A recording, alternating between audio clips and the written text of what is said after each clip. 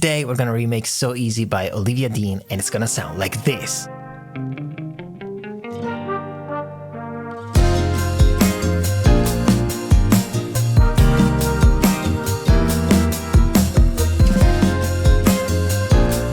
Alright guys, Bad Habit here, welcome back. Today we're gonna break down and remake So Easy to Fall in Love by Olivia Dean, the biggest artist of 2026, maybe even 2025. Man I Need together with So Easy really made her a global superstar. But why does this song make you feel this way? Like it's something you've heard before, it's familiar, but at the same time it's so fresh and modern. The song has been produced by guess who? John Ryan and Julian Bunetta, once again, yes. But this time with Nahome, who worked on a lot of other stuff with Olivia. John Ryan and Julian Bunetta are two of my favorite producers. They've made all the huge stuff from One Direction, but more recently Sabrina Carpenter, Teddy Swims, and now Olivia Dean. So, I mean, come on guys, leave something for the rest of us, you know? So these three amazing producers approach the production like it's a bossa nova record from the 60s, but blending also modern techniques that we're gonna see today and that you can use too in your own productions to stand out from the masses and bring them to a professional level. I know it already, it's gonna be a tough remake, so let's get to work. The best way to break down a song like this is going section by section, because for each section there's always something new. Something's coming in, something's going away, the chords are changing, and the first thing that we hear in the song is a classical guitar, a nylon guitar. Again, we've just seen it in my latest remake, Risk It All by Bruno Mars. So is it a coincidence or is it actually becoming a thing in pop music? The guitar is playing a very simple pattern, strummed, but it's played with fingers, no pick. We start from this chord right here,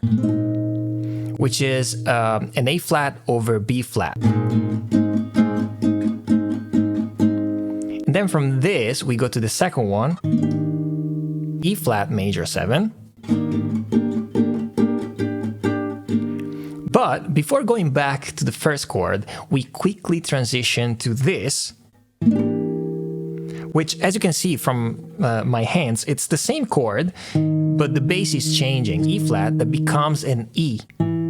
The rest of the notes are the same, and if you want to label this chord, this will be called E half diminished,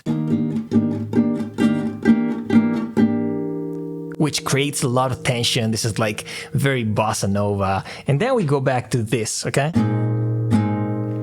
We're gonna go through all of the chords later in the video with the piano, which is easier to visualize for you guys. But for now, up to the chorus, it's only these three chords. I don't know if you can see it, but I'm using a backpack to counterbalance my stand. You know, workarounds.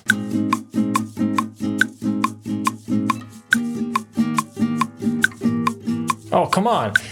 Oh my God, this was almost good.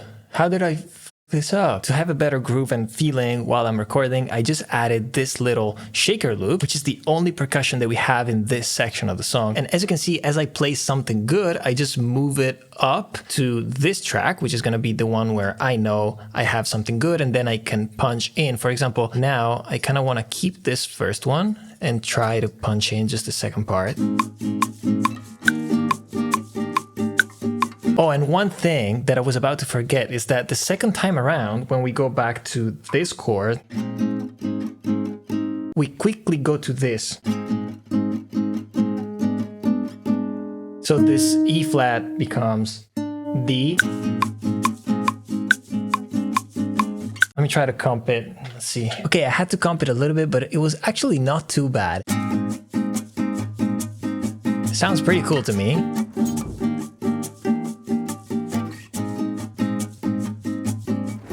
Nice. Very cool. One thing that I just noticed now while I was listening to the original record is that when they're playing this pattern, sometimes it almost sounds like they're slapping, which is something that I haven't done, and I certainly don't want to replay it. But let's see if maybe I can just add those slaps and make them sound like I did them while I was playing the pattern.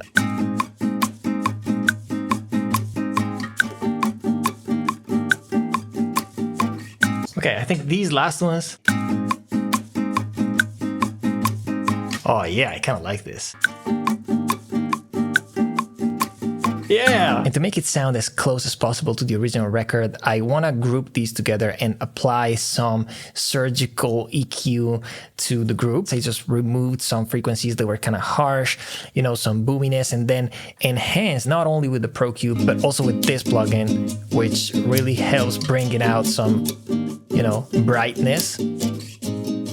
And so pretty happy with how it's sounding now. And one thing that I want to point out is that it was crucial here while I was finding the right takes not to over polish this performance, because one of the main things about this record is that it feels authentic. It feels raw and played live. You know, it's not perfectly on the grid. I may have nudged slightly to the left or slightly to the right some of these clips, but not in a major way. As the verse keeps evolving in the second half, for the first time, we start hearing something new. And I'm talking about electric guitar. So let me take my strato. And I found this preset, which sounds pretty good.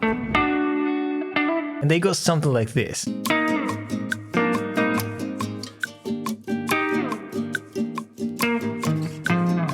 Okay, and finally, after playing 45 times this part, I landed on this, which sounds pretty good to me.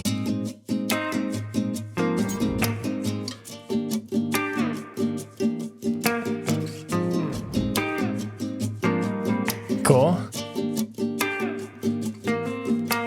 And finally, we go into the chorus. Going into the chorus, finally, things start getting more interesting. These guitars keep playing, but with different chords, because in the chorus, we're gonna have new chords. So this feels like the right time to show you the chorus of the whole record. Just to recap, the verse starts with this A flat over B flat bass. Very cool chord. And then it's going to this, which is an E flat major 7, but you can also play it like this, which sounds more like the guitar. But we said that we quickly transition from this E flat major 7 to this. Same chord, but the E flat becomes an E. We get to the chorus, and for the first time, we see new chords. We have a brand new progression. It starts with this chord, which is an F minor 7 played this way. We go again to this B flat bass, but this time we actually play a B flat 7. Okay, the third one is going to be a C minor 7 played down here, followed by this, which is again that same chord that we've seen before, so that half diminished chord. And then we go back to this, we do it again, same thing. But the third time around, something changes, because we go from this to this again, to this again, but now we have this very interesting chord. Woo, what is this? We go to this A diminished, A, C, E flat, F sharp, or G flat. I'm not sure about how it's supposed to be called in this case, but anyway. And then we go back to that F minor 7, and we end on G minor 7, and then back to the verse.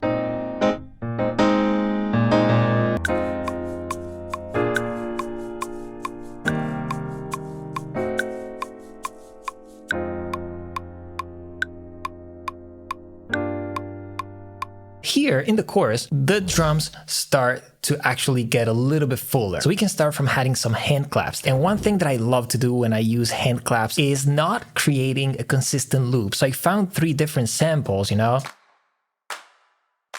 but I'm combining them not consistently. So like we start with this, and then we go into this. They all sound different, then now just one, and now all 3. But here we also have a rim shot and a tambourine playing on top of these claps.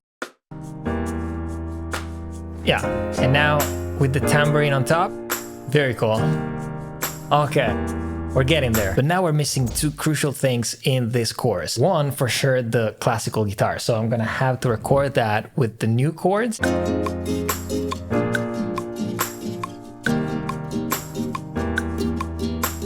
But you know what? Actually, I think it's played this way. Let me try to record this one alone, because this is quite a tricky position. And this chord, I think it's... The guitar is playing a different voicing than the piano. It's playing this. Beautiful. Oh, come on, I can do better. Cazzo però, dai. Oh, ma cioè, sei capace? Incredibile, quando non registro non frigge, poi frigge. It took me longer than expected, but I think I got to something that I like. Which is acceptable, at least. Okay. Yeah, it actually sounds pretty good. And remember these guitars that we had in the verse? They keep going also in the chorus, but following the new chords.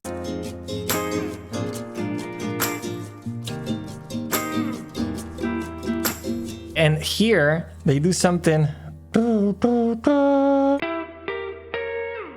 That's pretty cool. And you can think of this guitar as just, you know, the continuation of the same thing that we had in the verse. But in the chorus, actually to make it more interesting, to make it fuller, you know, to increase the energy, they also play these same chords in different inversions with a different sound. And one thing that it's important to mention is that this guitar that we've just recorded is fully panned to the left, and the one that we're about to record instead with the different inversions that I'm going to show you in a second is instead panned completely to the right. Instead of playing the F minor here, it's gonna be, listen to how they interact with each other. Okay, let's keep going. Nothing here, and same thing here. Okay, so this chord, let's do the same thing. It would be C minor 7, okay? So let's see. Okay, we got the E flat here. We got the C, which we can use, but we can also use this, which is more useful in this case, you know, because this is actually the 7th, and this. So now we have...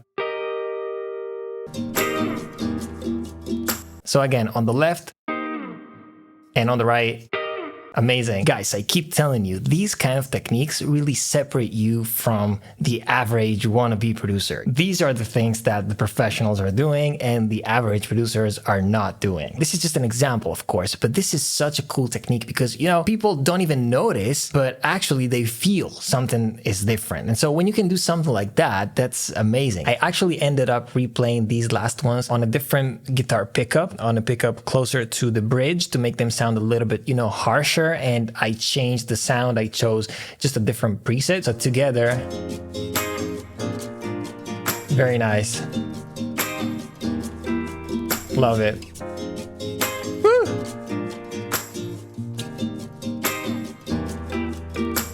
Oh my God. If you're enjoying this and learning new things, I just want to let you know that techniques like these, I teach so many of them. Actually, all the techniques that I've ever learned throughout the years, studying the greatest producers and being in the room actually with great producers. And I put them all in my courses. I know what you're thinking. Oh, another guy trying to sell me a course. But you know, like YouTube is free and I put a lot of knowledge out for free, but at the same time, I can't go too much in detail because my videos will become 3 hours long and kill the algorithm. So for those of you who really want to go deep and make this your job, because this is what this is about, make sure to check out my 2 classes because I have one on production and one on mix and master. They're 8-10 hours each, so they go super in depth. And if you don't trust me, you can trust all the other 500 producers that have already joined the classes, or you can just stick to YouTube, which is totally fine. I love to give my knowledge for free, but if you want to give something back and support the channel, I really appreciate it. You'll find the links down in the description. Now, the song is starting to take shape, but one major thing that we're missing is the bass. I'm gonna record the real bass later because I want to record it when I have the drums so that I have a better feeling, a better pocket. I'm just gonna record the temp bass using Julian.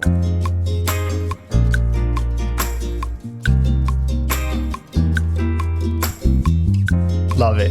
It actually sounds pretty good.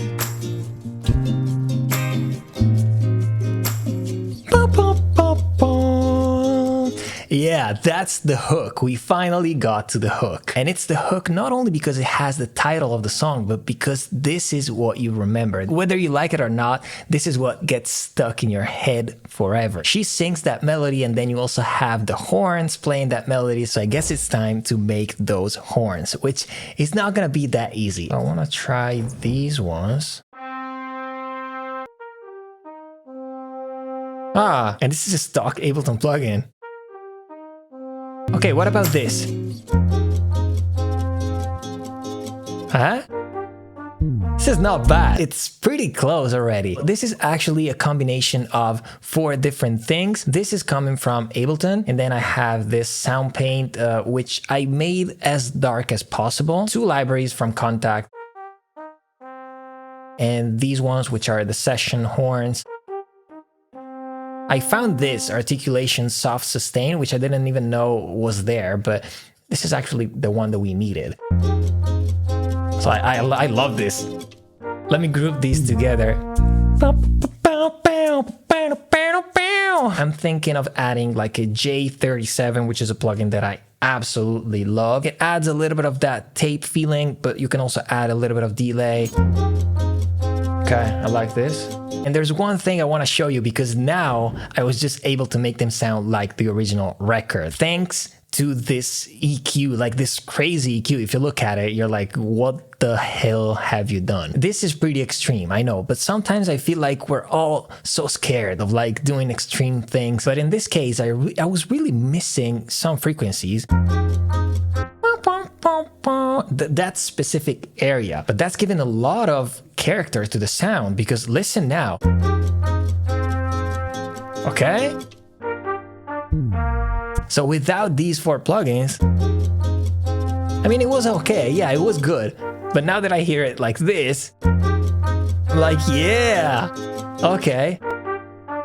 And it actually wasn't enough, because I also did the same thing here. I boosted 5 more dBs with this Ableton stock EQ, and then I rolled off a little bit of that high end, because the horns actually sound pretty dark in the original record. The only thing that I notice is different from the original record is that these are a little bit too long. Okay, I could just, you know, cut it short, but in the original record, it doesn't sound like they just stop. It sounds like they have a natural tail, which is kind of difficult to replicate, but I have an idea. What if I bounce these to audio? I think by playing with the fades, I should be able to obtain something closer to the original. Not bad. Yeah, I like this. I think they're only missing a little bit of reverb now. And now that I think of it, the guitar has the same issue. We have no reverb on the guitar. I use this one, this horns plate, which is a preset that I've used before. Okay. Much better now. And real quick, I had this idea of adding a little bit of saturation, but especially I chose this plugin, the Wow Control, because I wanted to add a little bit of that natural vibrato, that natural detuning that the horns naturally have. You know, they're never perfectly in tune because it's a human playing it. So I added a little bit of this, like 41%, but then the whole dry wet is 22%, so not a lot. But I think this helps, making them just a little bit more natural, a little bit more human. All right, guys, going into verse 2, it's finally time for the drums. I know you've been waiting for this, and they sound pretty dead. Kick and snare have very short tails, so you may want to start from something like this. You know how much I love addictive drums, and I keep going back to this vintage dead expansion. And usually my trick, I'm just giving away all of my secrets, is swapping out some of these elements. Like, for example, this snare now doesn't feel right for this song. So I'm just gonna scroll through and see. I need to tweak it a bit. Like, for sure, it needs to be pitched up. And also I want like a short tail. And I may want to start from something like this because I love these ghost notes. It needs some work. So first of all, I'm gonna bring this down here, and then we need like so with the kicks, we need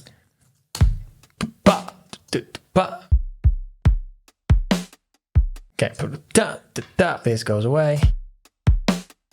And I also tweaked a little bit these little snare rolls. Yeah.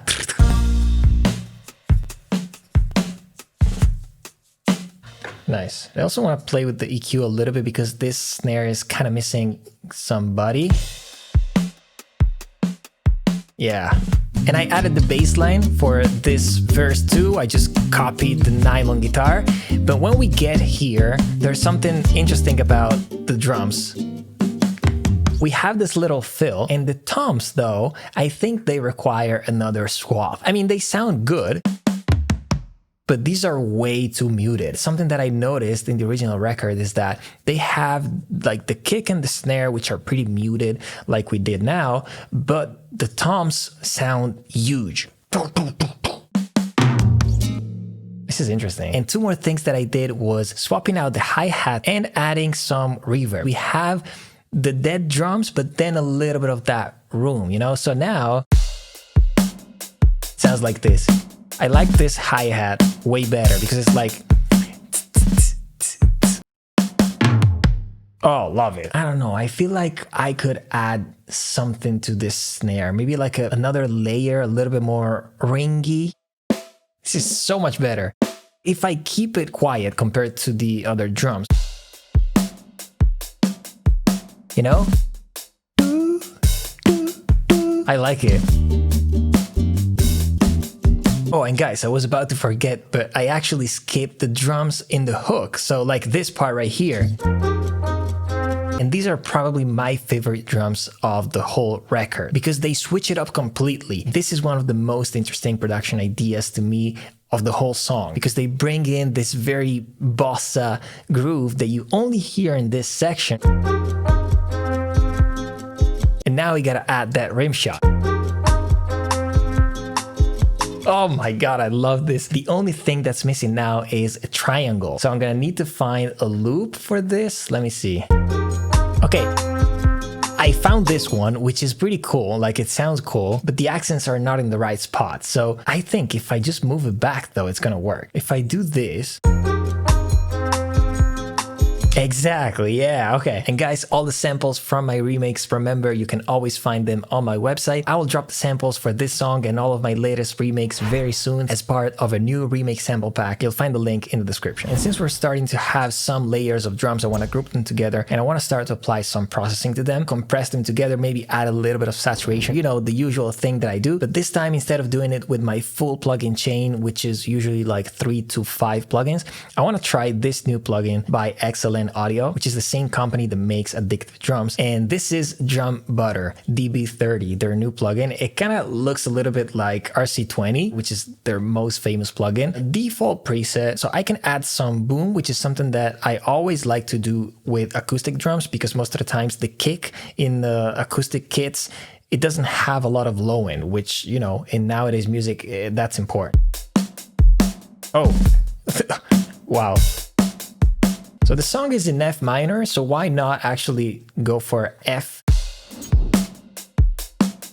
I want to bring compression right here. I want to start compressing these drums a little bit together, like 3-4 dBs, the usual thing that I usually do with my API compressor. 3 dBs, perfect. I like this. Maybe let's bring down the magnitude a little bit, so we also preserve a little bit of that dry signal. Pretty happy with how the kick is sounding, also the hi-hat. I think we're missing a little bit on that snare, but maybe the saturation can help. Let me see. I had to play with it a little bit to find the sweet spot, but now I think I got it. I love the kick and the snare. Now they have some more definition. This was before. A little bit boxier. The snare doesn't really stand out, and also the kick, it may be too loud, but with this, it's all glued a little bit better. The saturation helps, especially the snare. And just a little bit of additional reverb. I like this. Okay. Just so you know, guys, this is not a sponsored video. I'm not getting any money. Excellent Audio gave me this plugin to try, and they also gave me a discount code for you guys, which is 20% off all of their products. So if you're thinking to get Addictive Drums, or maybe just a new expansion like Vintage Dead, or this new plugin which just dropped, you can get it for $99 instead of $129. All you have to do is just use my link, which you'll find in the description, for 20% off. And now that we have the drums down, we can finally record the real bass with the right feeling. I mean, I'm not a great bass player, but hopefully I will be able to play it with the right feeling. In the end, I know that I always make it work. So that's also a reminder to you guys. You don't have to be an amazing bass player, guitar player, piano player, you know, we live in an era where you can always tweak it later as long as you try to play it with the right feeling, play it little by little. Just have the courage to pick up the instrument. Imagine if now, after saying all this, I try and I just suck so bad that I have to go back to the MIDI.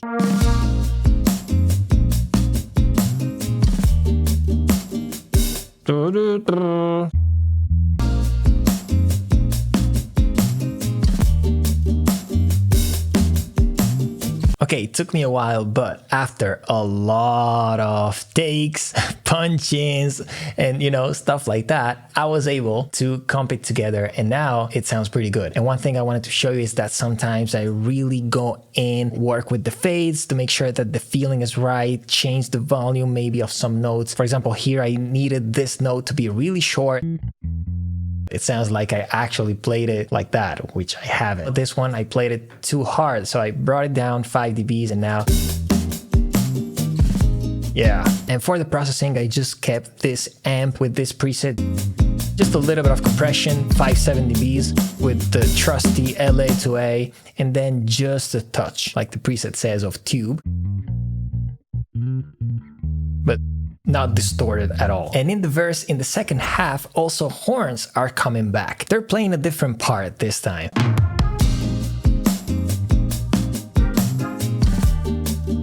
Again, the same 4 tracks that I had before for the horns, and I combine them in a way so that they are not all playing the same notes. So for example, these ones are playing these, but these ones are only playing this. I wanted this to feel like a little bit of a crescendo. And so what I did, I just automated volume. So from 0, it goes down to -10 and then comes up pretty quick. When you put them all together, they sound like this.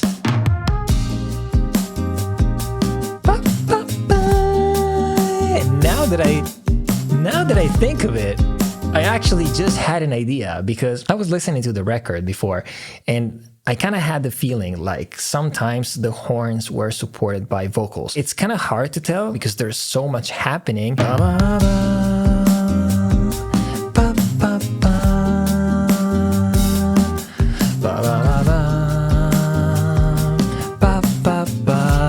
All harmonized, you know, the same notes of the horns, but made with vocals. If you're familiar with Brazilian music, this is something that happens all the time.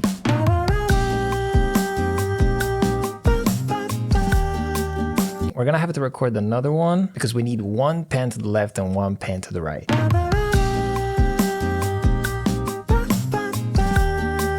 Now just panning these two. It already sounds amazing. Imagine when I stack them with all of the other notes. Yeah.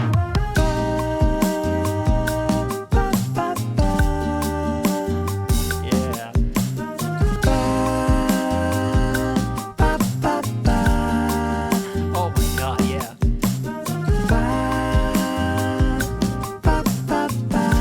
If you've been enjoying this, guys, make sure to subscribe to the channel because I drop new remakes every month. So this way you'll be able to follow the journey and keep learning because as you can see, there's so much to learn from each one of these songs. So yeah, make sure to smash that subscribe button. Okay, I'm done recording all of these vocals, but now I filtered them down because it's more like a vocal pad in the background that sounds like this.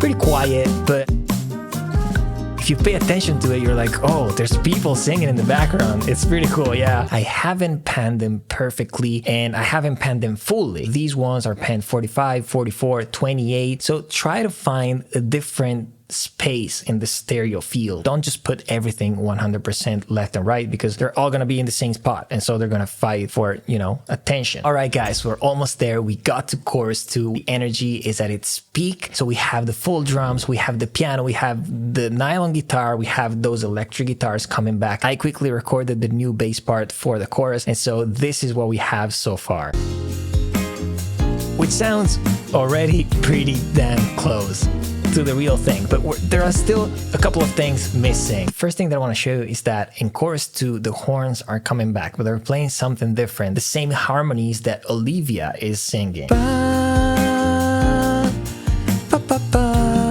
And this is what I came up with. And again, I split them so they don't play all the same thing.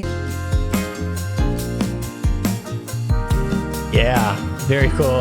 And in this section, it feels like there's a vocal pad singing these exact notes.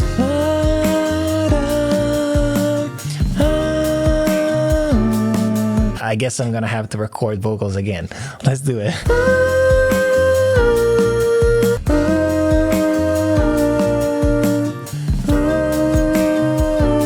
And when you put them all together, you add a little bit of compression, EQing, and some reverb. They sound like this. Whew. Oh my god, this is insane. Guys, at this point, not much is missing, but as a producer, you know it. Some of the things that excite me the most are the little details. So I want to show you some details in Ear Candies that they've used to really bring this production to the next level. As I always do, I need to reorganize this session to even understand what's happening. So I'll do that in a second, and then let's finish this. So the session has been cleaned up. So now let's go through everything together. First of all, I made the intro. So basically, I took the horns that we had, you know, I put them here. And I also added the nylon guitar playing the very simple chords, F minor, G minor 7, you know, this and this. And also the electric guitar playing the same thing, with also this little lick. Pretty cool. And one thing that I want to stress about the intro is that the intro is 3 bars long. It's not the usual 4-bar intro, and that already makes it super interesting. That already makes it unique. And another cool thing that I added here in the hook is this little whirly that sounds like this. You know? Again, those same 2 chords. Okay? Oh, and also here in chorus 2, the drums become a little bit busier because we have this right cymbal, ding, ding, ding, ding, ding, you know? And then my vocals, very cool. This vocal pad is amazing.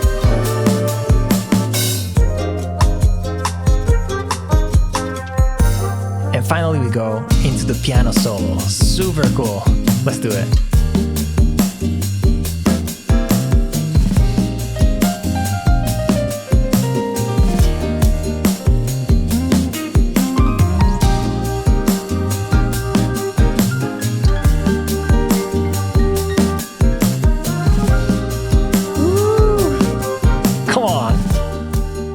Alright guys, we got to the end of another insane remake. I'm so proud of how it came out, and I'm also proud of you for sticking with me for that long. And maybe you won't be able to apply all of these techniques right away in the next record that you produce, but trust me, studying all these amazing productions will make you a great producer with time. As always guys, don't forget to support the channel. It's completely free to subscribe, so if you haven't yet, make sure to do it right now. Drop a like on the video for the algorithm, and if you have any requests for future breakdowns, leave a comment down below. Now, thank you so much for watching guys, and I'll see you in the next one.